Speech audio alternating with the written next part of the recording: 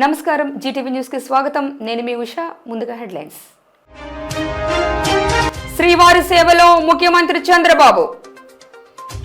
మనుమడు పుట్టినరోజు సందర్భంగా కుటుంబ సమేతంగా స్వామివారిని దర్శించుకున్న సీఎం.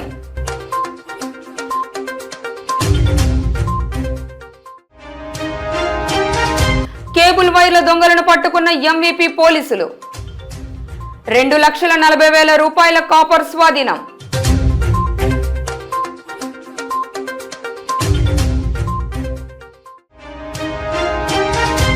విజయవాడలో హజ్ యాత్ర కోసం ఏర్పాటు చేసిన ఎంబరిగేషన్ పాయింట్ రద్దు అన్యాయం. విశాఖలో వైసీపీ ముస్లిం సోదరుల ఆగ్రహం.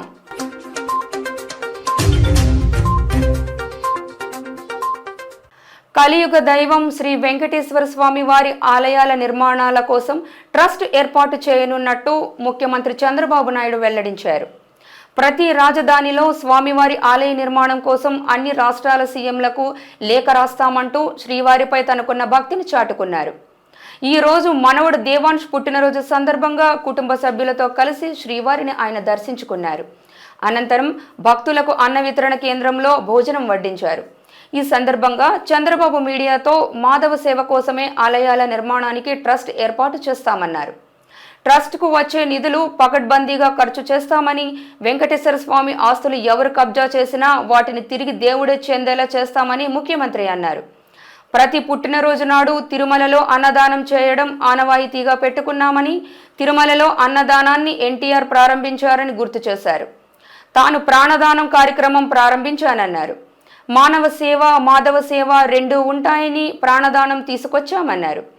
ప్రాణదానం కార్యక్రమం ప్రారంభించి కిందకి వస్తున్న సమయంలో తనపై 24 క్లోమోర్ మైన్స్ పేల్చారని, సాక్షాత్తు వెంకటేశ్వర స్వామి తనకు ప్రాణభిక్ష పెట్టారని కారు బాంబు ఘటనను నెమరువేసుకున్నారు.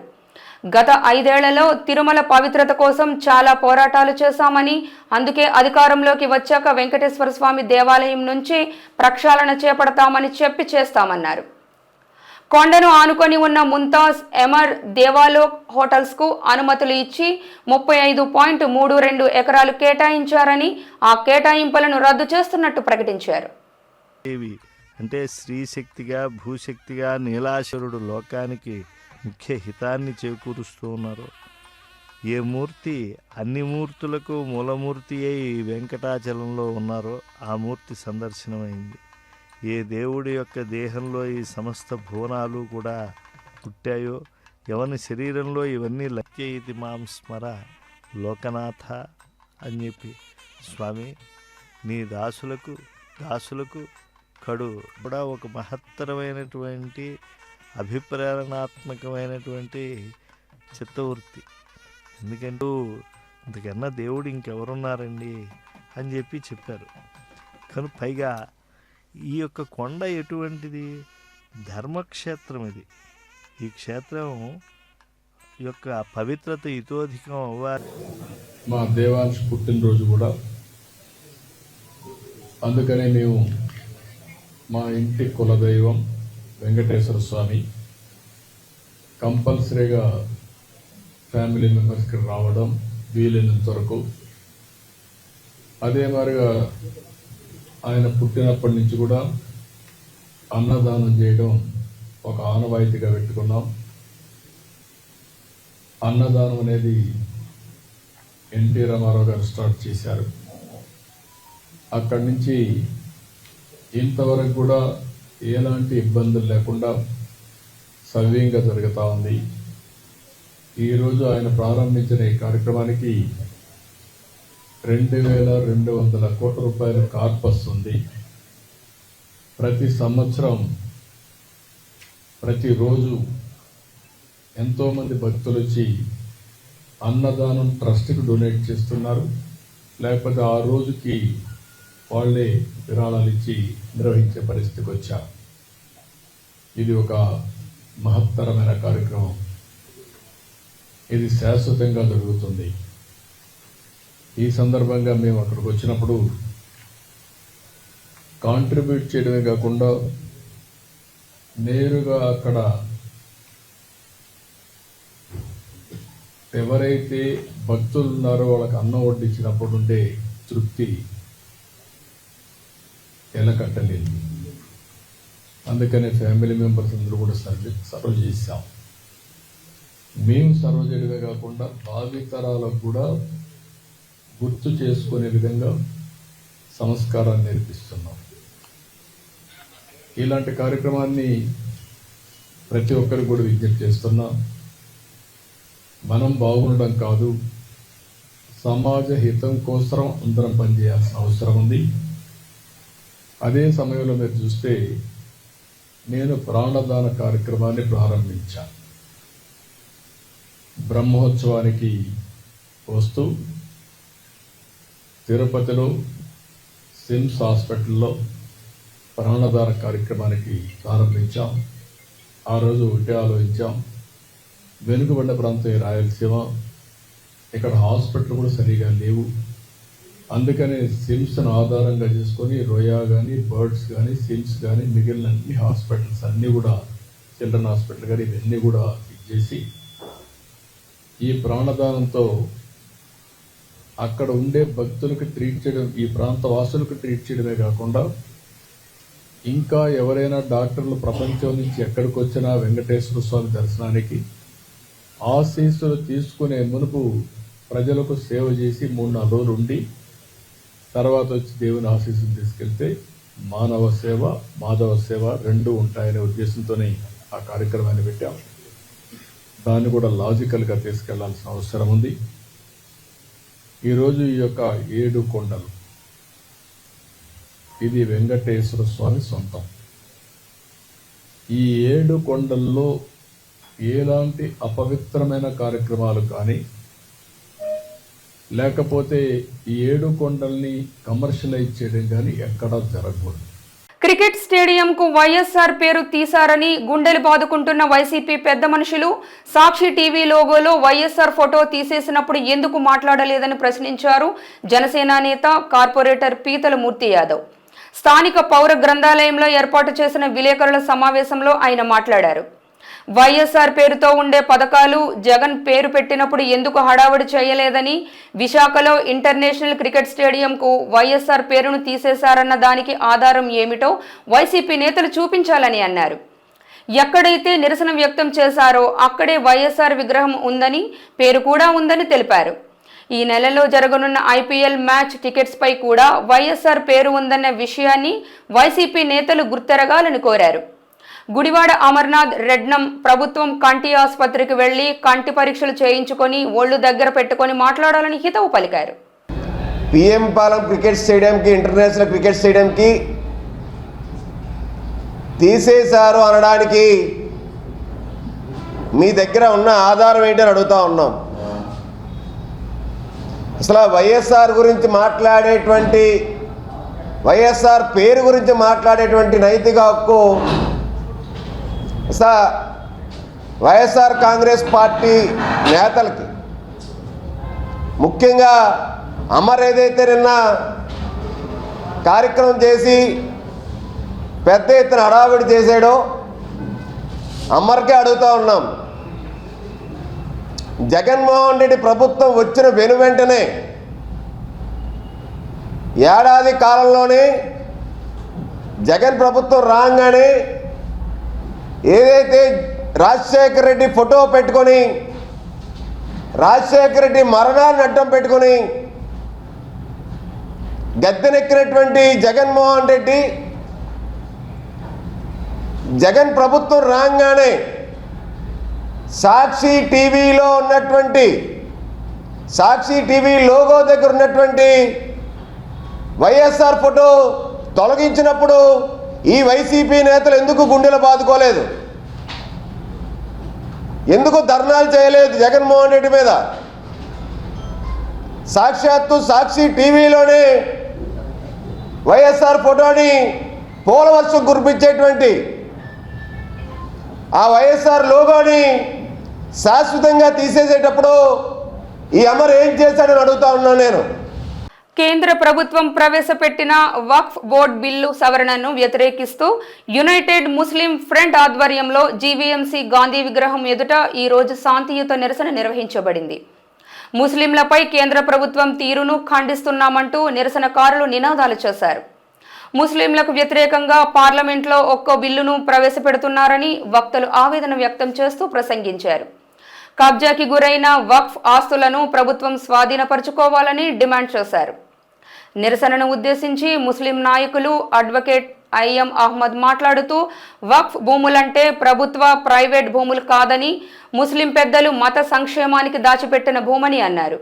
ఈ భూములపై సమాజంలో ఉన్న అపోహలు తొలగిపోవాలని అన్నారు. ఈ అపోహలను ఆసరాగా తీసుకొని కొంతమంది వాటిని కాజేసేందుకు సిద్ధపడుతున్నారని ఆరోపించారు. అలాంటి వారి నుండి వక్ఫ్ ఆస్తులను పరిరక్షించే బాధ్యత ప్రభుత్వాలపై ఉందన్నారు. ముస్లింలకు ఉమ్మడి ప్రభుత్వం ఏవైతే ఉందో ముస్లిమ్స్ ఓటేయండి, మీ హక్కులను మేము కాపాడుతామని చెప్పేసి చేయండి, ముస్లింల రాజ్యాంగాన్ని కాపాడండి.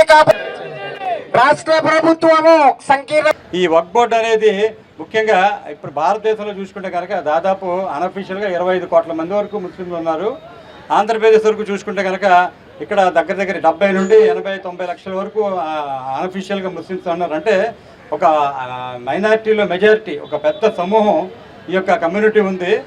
వీళ్ళు ఒకసారి చూసుకుంటే కనుక మీకు చాలా కాలం క్రితమే భారతదేశంలో అసలు అట్టడుగున ఉండి అన్ని విధాలుగా వెనకబడి ఉండి ఏ విధంగా విద్యలో కానీ రాజకీయంగా కానీ ఆర్థికంగా కానీ అభివృద్ధి లేకుండా ఉన్న వర్గాలు ఏంటని చెప్పేసి ఎంక్వైరీ చేసి వాళ్ళకి ఎంకరేజ్ చేయాల్సిన అవసరం ఉందని చెప్పేసి సచార కమిటీ, రంగరాజ్ కమిటీ రిపోర్ట్ 2 వేయడం జరిగింది. వాళ్ళంతా కూడా డేటా అంతా తీసుకున్న తర్వాత అఫీషియల్గా పార్లమెంట్కి సబ్మిట్ చేసి ఆ రిపోర్ట్లో వాళ్ళు చెప్పింది ఏంటంటే భారతదేశంలో ఎస్సీలు ఎస్టీలు కన్నా అత్యంత వెనుకబడిన వర్గం ఏదంటే ముస్లిం వర్గం. విద్యాపరంగా వెనుకబడి ఉన్నారు, ఆర్థికంగా వెనుకబడి ఉన్నారు, అలాగే రాజకీయంగా వెనుకబడి ఉన్నారు. కాబట్టి వాళ్ళకి ప్రత్యేకంగా వాళ్ళకి కన్సిడర్ చేసి వాళ్ళకి కొన్ని బెనిఫిట్స్ ఇవ్వాల్సిన అవసరం ఉందని చెప్పేసి ఒక 20 సంవత్సరాల క్రితమే పార్లమెంట్లో టేబుల్ మీద పెట్టడం జరిగింది. అయితే ప్రభుత్వాలు మారాయి కానీ ఆ సచార కమిటీ రిపోర్ట్ కానీ ఈ మిగతా కమిటీ రిపోర్ట్ ఎవరు కూడా టచ్ చేయలేదు. ఆ ముస్లింలో వెనుకబాటుతనం అలాగే ఉంది. ఇటువంటి పరిస్థితుల్లో వక్ఫ్ బోర్డే కాస్త కోస్త, ఎందుకంటే ఈరోజు భారతదేశంలో చూసుకుంటే రైల్వేస్ తర్వాత అలాగే గవర్నమెంట్ ఇన్స్టిట్యూషన్ తర్వాత అత్యంత ఎక్కువ భూములు ఉన్న ఇన్స్టిట్యూషన్ వక్ఫ్ బోర్డు అని చెప్తున్నారు. కానీ యాక్చువల్గా చూసుకుంటే ఎండోమెంట్స్ కూడా చాలా ఎక్కువ భూములు ఉన్నాయి, అలాగే క్రిస్టియన్ మిషనరీస్ కూడా చాలా ఎక్కువ భూములు ఉన్నాయి. లోక కళ్యాణార్థం ఆది మహాలక్ష్మి ఆశీర్వాద యాత్రను చేపట్టినట్టు అఖిల భారతీయ అగర్వాల్ సమ్మేళన్ జాతీయ కార్యదర్శి, యాత్ర దక్షిణ భారతీయ సమన్వయకర్త చాంద్ మాల్ అగర్వాల్ తెలిపారు. ప్రజలందరికీ ఆది మహాలక్ష్మి అనుగ్రహం లభించాలన్న ఉద్దేశంతో ఈ యాత్ర చేపడుతున్నట్టు ఆయన తెలిపారు. నగరంలో రాజస్థాన్ సాంస్కృతిక మండల్ భవనంలో నేడు కమిటీ సభ్యులతో కలిసి ఆయన విలేకరుల సమావేశం నిర్వహించారు. విశాఖ నుండి ఈ నెల 22న యాత్ర ప్రారంభం కానుందని, దశల వారీగా 18 రోజుల పాటు యాత్ర కొనసాగుతుందని వెల్లడించారు. ఈ బృహత్తర ఆధ్యాత్మిక కార్యక్రమంలో భక్తులందరూ పాల్గొని అమ్మవారి ఆశీర్వచనం పొందాలని ఆయన కోరారు. మొత్తం ఇండియాకిలో ఆ విధంగా అంటే మహాలక్ష్మీజీకి అందుకి అంటే జన్ ఆశీర్వాద్ యాత్ర టోటల్ త్రూ అవుట్ ఇండియా తిరుగుతున్నాయి. దాంట్లో ఈ యాత్ర అంటే మన రేపు 22 మార్చిన మన విశాఖపట్నం రాజస్థానీ సాంస్కృతిక మండల్ నుండి స్టార్ట్ అవుతుంది. తర్వాత ఈ యాత్ర అంటే 3 రోజు వైజాగ్లో ఉండేసి అన్ని ఏరియాస్కి వెళ్తుంది. తర్వాత ఈ యాత్ర ఉద్దేశం అంటే అందరికీ అంటే లక్ష్మీమాత ఆశీర్వాదం, తర్వాత అంటే మన కరోనా తర్వాత బిజినెస్ లేదు, అందరికీ బిజినెస్ కూడా అందరికీ బాగా ఉండాలా, అందరూ స్వాస్థ్య బాగా ఉండాలా, అండ్ మన భారతదేశం బాగా ఉండాలా, ఇది సందేశంతోనంటే ఈ యాత్ర మనం 22 మార్చ్ స్టార్ట్ అవుతుంది. దక్షిణ భారత్లో ఈ యాత్ర 72 డేస్ మొత్తం తిరుగుతుంది. దీంట్లో అంటే మనం ఆంధ్రప్రదేశ్, తర్వాత తెలంగాణ, కర్ణాటక, కేరళ, పాండిచేరి, తమిళనాడు, గోవా, అండమాన్ నికోబార్ అన్ని రాజ్యాలకి ఈ యాత్ర వెళ్తుందండి సార్. మా అగ్రసేన్ తాలూకా రాజధాని అగ్రోవా, హర్యానాలోని అగ్రోవాలో నిర్మాణం జరుగుతుంది. ఆ ఉపలక్ష్యంలో మొత్తం ఇండియాలోన ఆది మహాలక్ష్మి తాలూకా రథయాత్ర చేపట్టడం జరిగింది. దీని ముఖ్య ఉద్దేశం అందరినీ ఆశీర్వదించడం. మొత్తం దేశం మొత్తం తిరుగుతుంది. ఇది మొత్తం మన సౌత్ ఇండియాలో ఇది వైజాగ్ నుండి స్టార్ట్ అవుతుంది. సౌత్ ఇండియా యాత్ర 72 రోజులు ఉంటుంది. లాస్ట్లో కన్యాకుమారిలో 72 రోజుల తర్వాత ఇది ముగుస్తుంది. అలాగే సౌత్లో నార్త్లో వేరేగా, ఈస్ట్లో వేరేగా, వెస్ట్లో వేరేగా అంతా యాత్ర జరుగుతుంది. ఇది మెయిన్ ఉద్దేశం అందరికీ బిజినెస్ బాగుండాలా, అందరి ఆరోగ్యం బాగుండాలా, అందుకు ఆశీర్వదనం యాత్ర ఇది. పెందుర్తి మండలం జర్రిపోతులపాలెంలో కూటమి వైసీపీ నాయకులు బాహాబాహికి దిగారు. నువ్వెంత అంటే నువ్వెంత అంటూ ప్రారంభమైన మాటల యుద్ధం కాస్త ముదిరి ఒకరిని ఒకరు కొట్టుకునేంత వరకు వచ్చింది. సర్వే నెంబర్ 420 పెదగాడి రెవెన్యూ భూమి కబ్జాకు గురైందని ఆ భూమిలో మీడియా సమావేశం నిర్వహించారు జనసేన నేత. అదే సమయంలో స్థానిక వైసీపీ నాయకులు అక్కడకు చేరుకొని ఇది తమ భూమని, ఇక్కడి నుండి వెళ్లిపోమని హెచ్చరించడంతో మాటల యుద్ధం ప్రారంభమైంది. ఈ సందర్భంగా కూటమి నాయకులు మాట్లాడుతూ 420 సర్వే నెంబర్ ప్రభుత్వ భూమి సుమారు 30 కోట్ల రూపాయలు విలువ చేస్తుందని అన్నారు. గత ప్రభుత్వ హయాంలో భూమిని స్థానిక సర్పంచ్ హయాంలో కొంతమంది వైసీపీ నాయకులు కబ్జా చేశారని ఆరోపించారు. ఆ ప్రభుత్వ భూమిపై ప్రశ్నించిన తమపై దౌర్జన్యానికి దిగి దుర్భాషలాడుతూ కొట్టారని వాపోయారు. కబ్జాకి గురైన ప్రభుత్వ భూమిని రెవెన్యూ శాఖ వెంటనే స్వాధీనం చేసుకోవాలని కోరారు.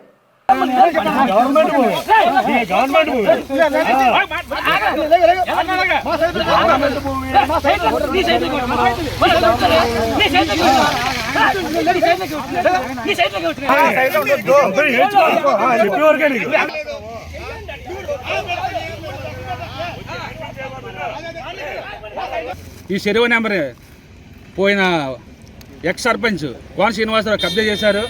470 సెంట్లు కబ్జా చేయడమే కాకుండా ఈ చెరువు మీద రోడ్డు వెళ్తుంటే గవర్నమెంట్ హైవే రోడ్డు వెళ్తుంటే ఎన్హెచ్ రోడ్డు వెళ్తుంటే దాని తగ్గ నష్టపరిహారం ఫేక్ పాస్బుక్ సృష్టించి దాదాపు 86 లక్షలు డబ్బు కాజేశారు. ఇదే కాకుండా భూసేకరణ జరిగింది. అలాగే వైఎస్ఆర్ కోనలో జరిగింది. వైఎస్ఆర్ కోనలు ఏంటంటే మా జరుపతుల గ్రామానికి గత ప్రభుత్వంలో 134 కోనలు గవర్నమెంట్ కోనలు ఇచ్చారు. ఆ 34 దాదాపు అందులో 45 మాత్రమే నిజమైన రైతులు, నిజమైన లబ్ధిదారులు. మిగతా పట్టాలన్నీ వాళ్ళ ఇష్టమైన పేర్లకి వాళ్ళ బినాలకు అమ్మేసుకున్నారు. ఇది చాలా అన్యాయం. ఈ దుర్మార్గాన్ని మేము ఎప్పటి నుంచో ఖండిస్తున్నాము. గత ప్రభుత్వం ఎన్నిసార్లు మేము విన్నవించుకున్నా సరే గ్రామ సర్పంచ్గా ఎవరో పట్టించుకోలేదు. ఇప్పుడు మా కూటమి ప్రభుత్వం వచ్చింది, ఇప్పుడైనా పట్టించుకొని మాకు న్యాయం జరుగుతుందని చెప్పేసి మేము గత ఎన్నిసార్లు కంప్లైంట్ మళ్ళీ మా ఎమ్మెల్యే గారు వినియోగించుకున్నాం. మా ఎమ్మెల్యే గారు మాకు న్యాయం చేస్తామని చెప్పారు. దాని మీద ఇంకా మేము పోరాటం చేస్తున్నాము. ఈరోజు 420 సర్వే నెంబర్ పెదగాడి రెవెన్యూ పరిధిలో గల 420 సర్వే నెంబర్ ప్రభుత్వ భూమిని 4 ఎకరాల 70 సెంట్ల భూమిని ఒక 420 క్యాండిడేట్ పట్టా చేయించుకున్నాడు.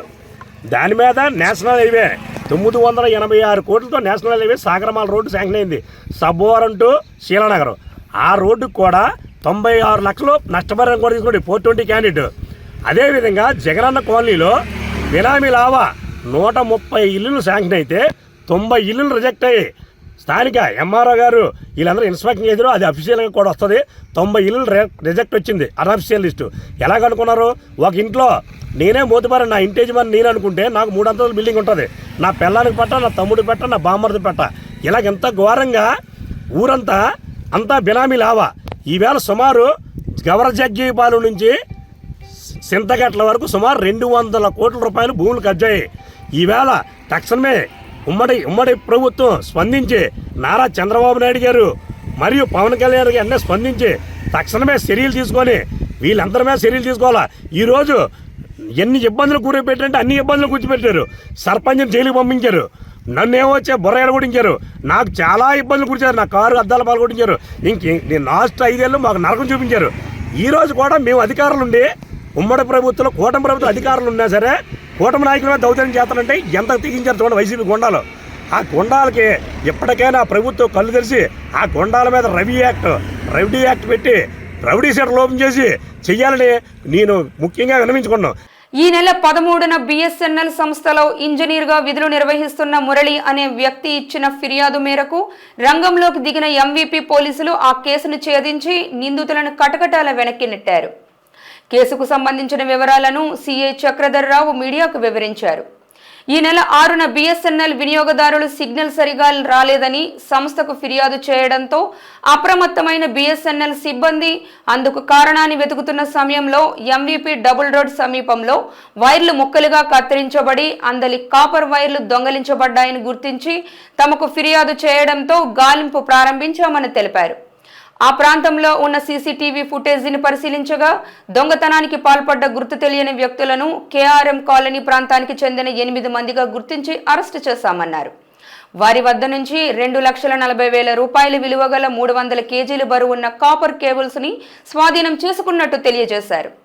ఈ కేసులో ప్రతిభ కనబరిచిన SI Kishore Babu, head constable వెంకటేశ్వరరావుని ఆయన అభినందించారు. బిఎస్ఎన్ఎల్ ల్యాండ్ లైన్కి ఉపయోగించే కాపర్ వైర్ని సుమారు ఒక 200 నుంచి 300 మీటర్ల వైర్ని గుర్తు తెలియని వ్యక్తులు దొంగలించుకుపోయారని రిపోర్ట్ అంశాలు.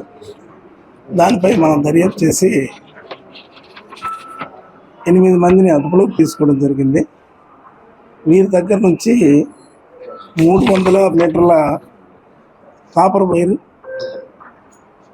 దాన్ని అంటే పని చేయడానికి వైర్ని తరలించడానికి ఉపయోగించిన టాటా ఏస్ వెహికల్ AP31TE4553 అనే వెహికల్ను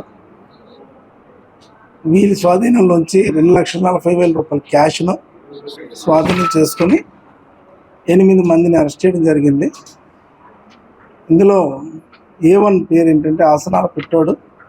ఇతను RNB దగ్గర ఏకలవ్య కాలనీలో నివాసం ఉంటాడు.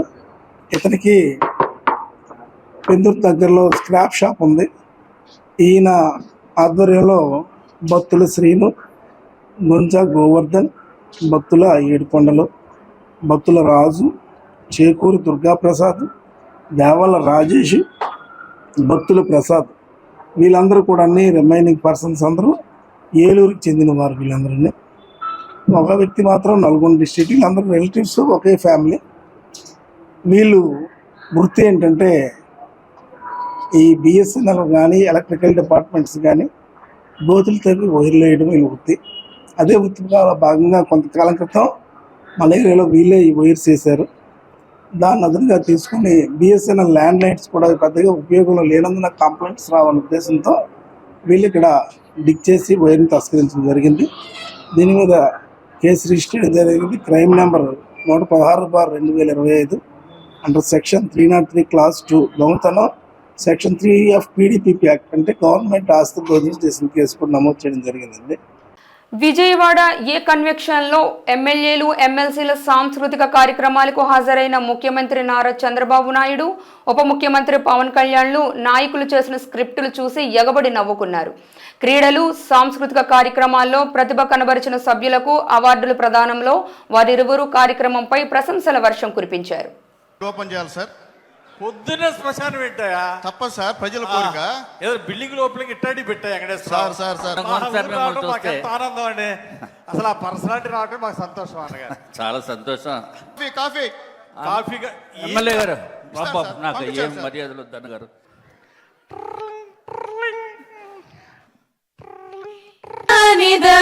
గమ పదని సకల జీవ సమత సాధు సాధు విదిత తకదికం తకదిరన కనకమణిమయను పురచరణ తకదికం తకదిచరణ తకదికం తకదిరన కనకమణిమయను పురచరణ తకదికం తకదిరను పురచరణ తధన్న నన్న తజన్ను జన్ను తధిమ్మి ధిమ్మి. సంకరమైన మా గురువంశము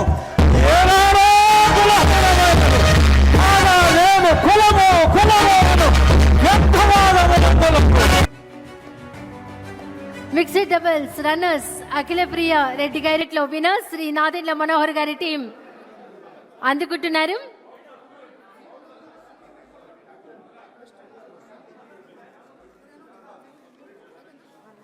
సక్సెస్ఫుల్ రోజున ఈ రోజున శాసనసభ్యులందరూ ఈ క్రీడా సమ్మేళనం తాలూకు మన ప్రైజ్ డిస్ట్రిబ్యూషన్ కానీ అలాగే ముఖ్యంగా ఈ కల్చర్ ప్రోగ్రామ్ చూస్తే నాకు నేను చేసిన గబ్బర్ సింగ్ సినిమాలో నా పోలీస్ స్టేషన్ సీన్కి వచ్చింది. చచ్చిపోయాను నిన్న. అంటే నేను ఎప్పుడు నా లైఫ్లో ఇన్ని దశాబ్దాలు అంటే మనకు కొంచెం మన అసెంబ్లీలో ఇన్ని దశాబ్దాలుగా ముఖ్యమంత్రి గారిని మన నారా చంద్రబాబు నాయుడు గారిని చూస్తున్నప్పుడు ఎప్పుడు ఆయన ముఖం ఇంత నవ్వుగా నేను నా జీవితంలో మన ఎవరూ చూడలేదు. అసలు ఎప్పుడు అంటే అంటే నవ్వే పరిస్థితులు ఉండవు. ప్రత్యేకించి ఇందాక మన గౌరవ శాసనసభ్యులందరూ కల్చరల్ ప్రోగ్రామ్ చేస్తూ ఉంటే ఒక నియోజకవర్గాన్ని బాధ్యత మోసే ఎమ్మెల్యేకి ఎన్ని బాధ్యతలు ఉంటే 175 నియోజకవర్గాలు, ఆల్మోస్ట్ ఇన్ని పార్లమెంట్లు, 25 పార్లమెంట్లు, ఒక రాష్ట్రం, ఇన్ని కోట్ల మంది జనం బాధ్యత మోసే వ్యక్తి నవ్వు రావడం అనేది ఉండదు. ఎప్పుడు లోపల ఎలా చేయాలి సమస్యను ఉంటుంది. అలాంటి వ్యక్తికి మీరు, అలాంటి బలమైన నాయకుడికి మీరు నవ్వు కలిగించినందుకు మనస్ఫూర్తిగా మీకు చేతులెత్తి నమస్కరిస్తున్నాం. ఒక సింపుల్గా చెప్పాలంటే మీరు చేసిన performance simple I can say wow. అసలు ఎంత ఆనందాన్ని ఇచ్చిందంటే నేను మర్చిపోయాను. అసలు అంటే నేను ఇంటికి వెళ్ళి కూడా కొన్ని రోజులు నవ్వుకునే పరిస్థితి ఉంది నాకు. అంటే ఇది ఇది మన ఒక్కళ్ళకి ఆనందం కాదు. ఇది శాసనసభ్యులు అంటే ఎప్పుడు వ్యక్తిగత కక్షలు, గొడవలు, అరుపులు, కేకలు అన్న సంస్కృతి గత 5 సంవత్సరాలుగా చూసాం. అలాంటిది మనందరం విభిన్నమైన పార్టీలకు చెందిన వాళ్ళం, అందరం కలిపి ఎన్డీఏ కూటమి. అలాంటి ఇదే వేదిక మీద అనుకుంటగా మన ఎన్డీఏ కూటమి మొత్తం ఆ రోజున పురంధేశ్వరి గారు కానీ నేను కానీ అందరం ఆ రోజున గౌరవ ముఖ్యమంత్రి గారిని ప్రతిపాదించినప్పుడు ఒక కొత్త ఆశ కలిగింది. రాష్ట్రానికి 5 కోట్ల మంది ప్రజలకి, దేశానికి ఒక బలమైన, ఒక సమర్థవంతమైన నాయకత్వం ముందుకు వచ్చింది నడిపించడానికని.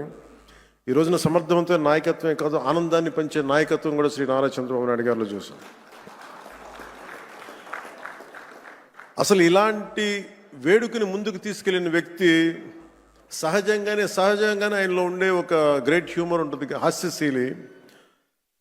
శ్రీ చింతకాయ, మన గౌరవనీయులు స్పీకర్ శ్రీ చింతకాయల అయ్యన్న పాత్రుడి గారి పాత్ర ప్రశంసనీయమైంది. ఎందుకంటే ఆయన కనుక పూనుకోకుండా కానీ ఉండుంటే ఇంత ఆనందాన్ని మనకి లభించే అవకాశం ఉండేది. మనస్ఫూర్తిగా చింతకాయల అయ్యన్న పాత్రుడి గారికి మనస్ఫూర్తిగా సందర్భంగా నేను ధన్యవాదాలు తెలియజేస్తాను. ఇంతవరకు నా జీవితంలో చాలా ఈవెంట్ చూశాను, కానీ 45 సంవత్సరాలుగా చాలా కార్యక్రమాలు చేశాం.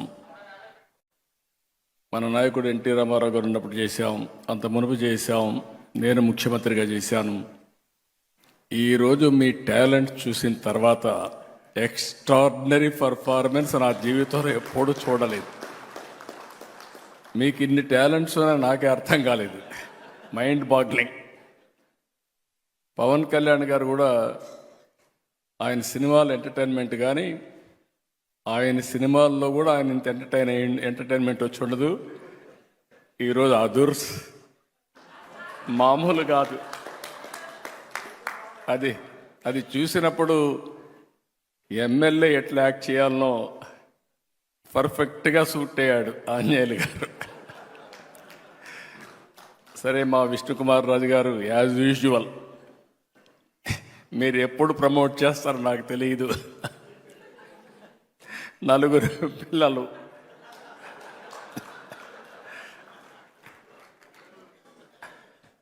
అంటే వినోదం, ఒక సందేశం,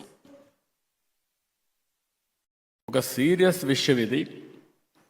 ఆ సీరియస్ విషయం కూడా ప్రజలకు అర్థమయ్యేట్టుగా మీరు చెప్పగలిగారంటే ఎక్సలెంట్ పర్ఫార్మెన్స్.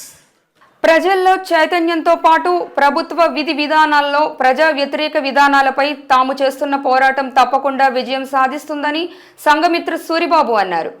సంఘమిత్ర ఆధ్వర్యంలో చేపట్టిన ఉద్యమాల్లో ఒకటైన అక్రమ సంపాదనపై నేటి ఉద్యమం జీవీఎంసీ గాంధీ విగ్రహం ఎదుట జరిగింది. ఈ సందర్భంగా సూరిబాబు మాట్లాడుతూ అక్రమ సంపాదనలో 1 రూపాయి కూడా నిలవదని, సక్రమ మార్గంలో చేసిన సంపాదన తరతరాలకు కాపాడుతుందని చెప్పుకొచ్చారు.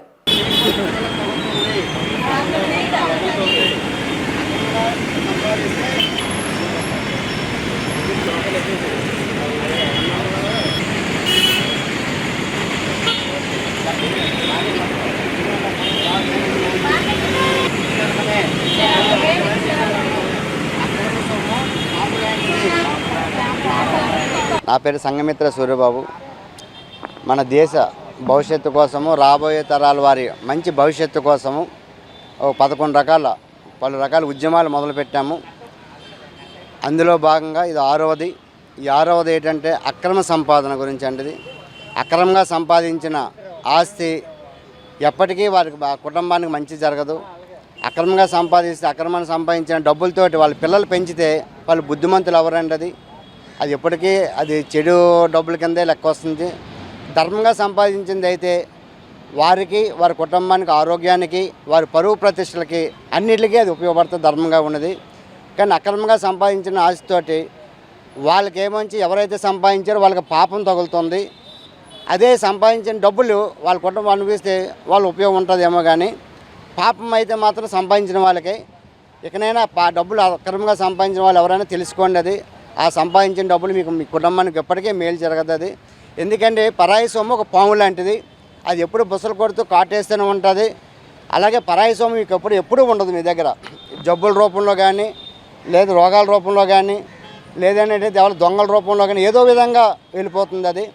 కానీ మీరు ఇప్పటికైనా తెలుసుకొని మీరు ధర్మంగా సంపాదిస్తే అది ఆరోగ్యం ఉంటుంది, మీ కుటుంబ భవిష్యత్తుకి మంచిగా ఉంటుంది. అలాగే ఏంటంటే మీకు మంచి జరుగుతుందని చెప్పేసి మా ఉద్దేశం అండి. అది ఇలాంటి అందరూ ధర్మంగా ఉండాలని చెప్పేసి ప్రజలు కోరుకుంటున్నానండి. నమస్కారం అండి. రంజాన్ మాసంలో ముస్లింలకు కూటమి ప్రభుత్వం వెన్నుపోటు పొడిచిందని వైఎస్ఆర్సీపీ ముస్లిం నేతలు ఆరోపించారు. ఈ మేరకు విశాఖ వైసీపీ కార్యాలయంలో వారు విలేకరులతో మాట్లాడారు. హజ్ యాత్ర కోసం విజయవాడలో ఏర్పాటు చేసిన ఎంబరిగేషన్ పాయింట్ కూటమి ప్రభుత్వం ఎత్తివేసిందని దుయ్యబట్టారు. హజ్ యాత్ర అనేది ప్రతి ముస్లిం జీవిత కళని విజయవాడ నుంచి హజ్ యాత్రకు వెళ్లేందుకు వైఎస్ జగన్ ఏర్పాటు చేశారని గుర్తు చేశారు. కేంద్ర ప్రభుత్వం విజయవాడ నుంచి హజ్ యాత్రకు వెళ్లే సదుపాయాన్ని రద్దు చేసిందని, దాన్ని పునరుద్ధరించాలని సీఎం చంద్రబాబుని డిమాండ్ చేస్తున్నామని అన్నారు. విజయవాడ నుంచి హజ్ యాత్ర నిషేధంతో రాష్ట్ర ముస్లింలంతా హైదరాబాద్, బెంగళూరు నుంచి హజ్ యాత్రకు వెళ్లాల్సిన పరిస్థితి ఏర్పడిందని ఆవేదన చెందారు. అలాగే హజ్ యాత్రకు వెళ్లే ప్రతి ముస్లింకు వైఎస్ జగన్ 80,000 ఇచ్చేవారని, అలానే కూటమి ప్రభుత్వం కూడా ఇవ్వాలని కోరారు. ప్రతి ఒక్క ఇంటికి కూడా ఏదో రూపంలో తోఫాకైనా మంచి తోఫా ఇచ్చారు. ఏదో ఒక రూపంలో మాకి అమ్మఒడి రూపంలోనో, లేకపోతే చేయుత రూపంలోనో, లేకపోతే ఆసరా రూపంలోనో, ఏదో ఒక రూపంలో మా ముస్లిం మైనార్టీ సోదరులకి, సోదరిమణులకి అందరికీ ఇచ్చారు. ఈ రోజు వరకు 10 నెలలు కావస్తా ఉంది. ఎటువంటి తోపాలు లేవు, ఎటువంటి ₹1 ఆదాయం లేకుండా ప్రతి ఒక్కరు కూడా చాలా ఇబ్బంది పడిన కుటుంబాలు ఎన్నో ఉన్నాయి. ఈరోజు మీ అందరూ కూడా ఇది ఆలోచింపజేయాలి. ప్రజలు కూడా ఇవన్నీ కూడా చూస్తా ఉన్నారని చెప్పేసి మీ అందరికి కూడా సభాముఖంగా తెలియజేసుకుంటా ఉన్నాను. మైనార్టీల పట్ల వీళ్ళకున్న ధోరణి ఏంటో రాష్ట్ర ప్రజలు అర్థం చేసుకోవాలని చెప్పేసి మనవి చేసుకుంటా ఉన్నాను. ఈ విధంగా 2024లో 1797 మంది ఫైనాన్షియల్ అసిస్టెంట్ ఖాతాలో జమ అవ్వకపోవడం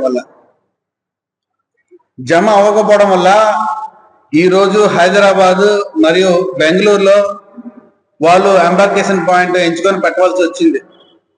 వీళ్ళు ఏదన్నా అంటే విజయవాడలో ఎవరు కూడా లేరు, ఎవరు కూడా పెట్టుకోలేదని చెప్పేసి కల్లిబొల్లి కబుర్లు చెప్తా ఉన్నారు. ఇది గవర్నమెంట్ యొక్క బాధ్యత. ముస్లింస్ యొక్క పట్ల బాధ్యత ఉన్న ప్రభుత్వం అయితే మా హయాంలో, వైఎస్ఆర్సీపీ హయాంలో 2,900 మందికి ఏ విధంగా మేమందరం కూడా మనం ఎంబార్కేషన్ పాయింట్ ద్వారా మొట్టమొదటిసారిగా వచ్చింది. తర్వాత ఏంటంటే పెరగాలి కానీ తగ్గకూడదు. పోయినసారి మేమందరం కూడా ఏ ఒక్క హజ్ కమిటీ సభ్యులు కూడా వెళ్ళరాదు అని చెప్పేసి నిబంధనలు పెట్టడం వల్ల అదే డబ్బులతో ఉన్నటువంటి ఈ యొక్క ఆంధ్ర రాష్ట్ర గవర్నమెంట్ లో ఏది ₹1 కూడా చెల్లించలేదు. దేని గురించి చెల్లించలేదని ఒక్కసారి సవాల్ చేస్తామని చెప్పమని చెప్పండి. 10 నెలలు అయింది ఈ రోజుకి. హజ్ యాత్ర ఇప్పుడు వెళ్తారా జనం? అన్ని పెళ్ళిళ్ళు అన్ని అయిపోయిన తర్వాత, రిటైర్మెంట్ అయిపోయిన తర్వాత వాడు ఆ ఇంట్లో ఏ పని లేదు, లాస్ట్ లా వాళ్ళు హజ్ యాత్రకి వెళ్తారు. ఎందుకంటే పవిత్ర యాత్రకి వెళ్తే మన అన్ని సక్రమంగా అవ్వాలా, మన ఇంట్లో ఏ పని ఉండకూడదు, ఆ పని అన్ని అయిపోయిన తర్వాత వెళ్తారు. అలాంటి ఆ టైంలో ఒక 40 రోజులు అక్కడ ప్రయాణం చేయాలి. దానికి ఒక ఇంచుమించుగా ఒక కుటుంబం వెళ్ళాలంటే ఒక 100 కేజీ పట్టుకుని వెళ్ళాలి. ఆ 100 కేజీ పట్టుకుని వెళ్ళాలంటే ఆడు హైదరాబాద్ కానీ, ఢిల్లీ కానీ, బెంగళూరు కానీ తిరిగితే ఆ సమానం వాళ్ళ హజ్ ఎంత మన ఇబ్బంది పెట్టేలా ఉందో, అదే మన దగ్గరలో విశాఖపట్నం నుంచి విజయవాడకి వందే భారత్ రకరకాల ట్రైన్ ఉంది. అక్కడ వెళ్తే మన అన్ని సౌకర్యాలు బాగుంటుంది. వాళ్ళందరికీ మనకి ఇక్కడ దగ్గరలో ఉంటే బాగుంటుంది. అలాంటి జగన్మోహన్ రెడ్డి గారు ముందుగా ఆలోచించుకొని ఆ టైంలో ఎందుకంటే 3 సంవత్సరాలు కరోనా ఉంది. ఆ కరోనా టైంలో హజ్ చేయడానికి అవ్వలేదు. కాబట్టి ఈ లాస్ట్ మూమెంట్ లో ఆ మూమెంట్ అయిన తర్వాత ఆ టైంలో విజయవాడలో ఎలాగైనా మన ముస్లిం సోదరులకి న్యాయం చేయాలని చెప్పేసి ఆ న్యాయం చేయడానికి ఇక్కడ నమ్మూరు నుంచి ఒక పాయింట్ పెట్టారు. అక్కడ హజ్ కట్టాలా అనుకున్నారు కానీ ఆ టైంకి 5 ఎకరాలు ఇచ్చారా, టైం చాలేదు, ఎలక్షన్ కోడ్ వచ్చింది, అవ్వలేదు. ఈ రోజైనా ఈ ప్రభుత్వం మీరు దృష్టికి తీసుకొచ్చేసి మేము చెప్పేది ఒకటే, ఆ హజ్ యాత్ర హజ్ హౌస్ కట్టాల్సింది మీ కోర్టులో మీకు డిమాండ్ ఉంది, మీకు తెలియజేస్తున్నాను. జీటీవీ న్యూస్ ముగించే ముందు హెడ్లైన్స్ మరోసారి. శ్రీవారి సేవలో ముఖ్యమంత్రి చంద్రబాబు. మనుమడు పుట్టినరోజు సందర్భంగా కుటుంబ సమేతంగా స్వామివారిని దర్శించుకున్న సీఎం.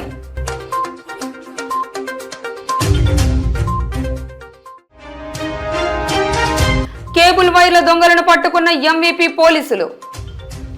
2,40,000 రూపాయల కాపర్ స్వాధీనం.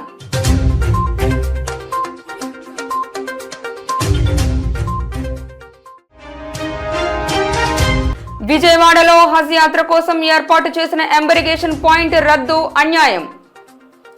విశాఖలో వైసీపీ ముస్లిం సోదరుల ఆగ్రహం.